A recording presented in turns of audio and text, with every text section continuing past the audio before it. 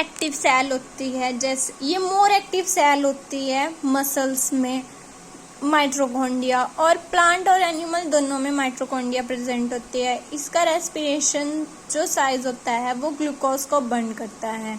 Mitochondria को सबसे पहले किसने ऑब्जर्व किया था? कॉलकिल ने 1880 में, ये रहा 1880 में।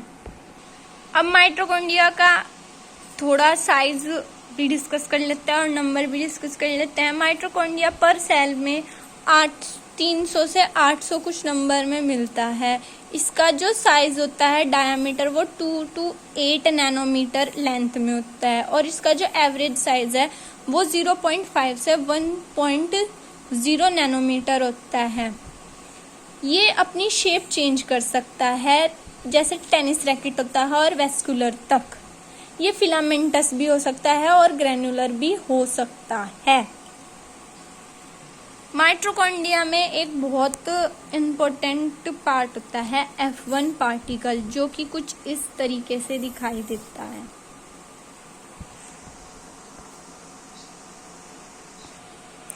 माइटोकॉन्ड्रिया में दो मेम्ब्रेन होती है, inner membrane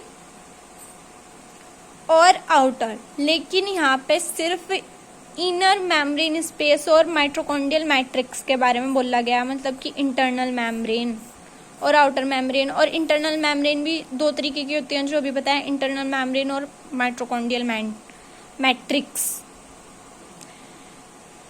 matrix DNA contain करती है, माइटोकॉन्ड्रियल डीएनए कंटेन करती है और राइबोज कंटेन करती है। जो इंटरनल है वो नैरो रीजन होता है, इनर और आउटर में नैरो, इन दोनों के बीच में।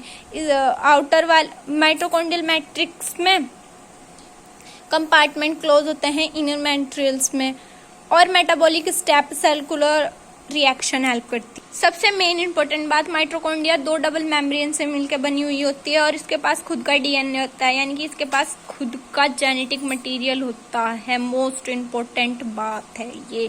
Thank you so much student. Please subscribe my channel and press the bell icon. Please comment me.